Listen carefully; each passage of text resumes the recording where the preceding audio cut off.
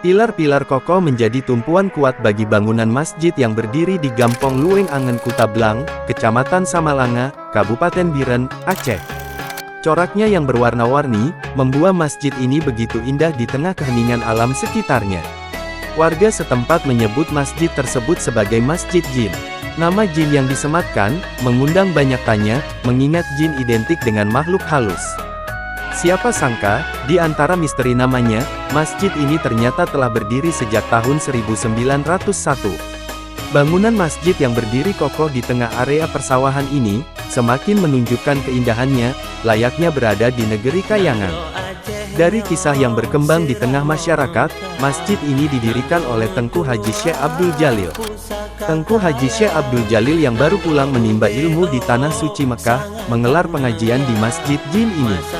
Namun pada satu ketika, para jamaah pengajian merasa heran kenapa ada dua tirai di dalam masjid, sementara itu jamaah yang ikut pengajian hanya satu tirai.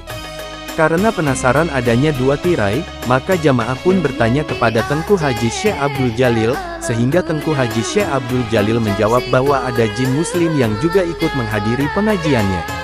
Hingga satu ketika, jamaah meminta kepada Tengku Haji Syekh Abdul Jalil agar meyakinkan mereka, dengan menunjukkan jamaah jin agar dapat dilihat dengan mata mereka. Permintaan itu dikabulkan oleh Tengku Haji Syekh Abdul Jalil, namun dengan syarat jamaah tak boleh ketawa ketika melihat jamaah jin yang berbeda beberapa bentuk tubuhnya dengan manusia.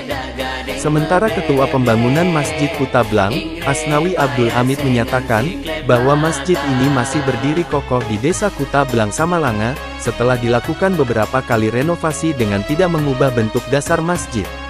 Bahkan, di belakang masjid ini juga terdapat beberapa makam bersejarah, di antaranya makam keluarga Tun Sri Lanang, dan makam keluarga Abu Shim Awe Getah. Masjid ini, dinamakan Masjid Tengku Syekh Kutablang, yang di masyarakat dikenal Tonsa atau Tahun 1, karena masjid dibangun tahun 1901, ungkapnya.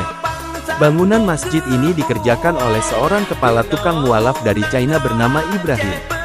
Arsitekturnya mengikuti model Masjid Nabawi, didesain sedemikian rupa dengan arsiteknya Tengku Syekh Abdul Jalil sendiri. Masjid yang berdiri sejak zaman kolonial Belanda ini, bentuknya terlihat unik dan indah.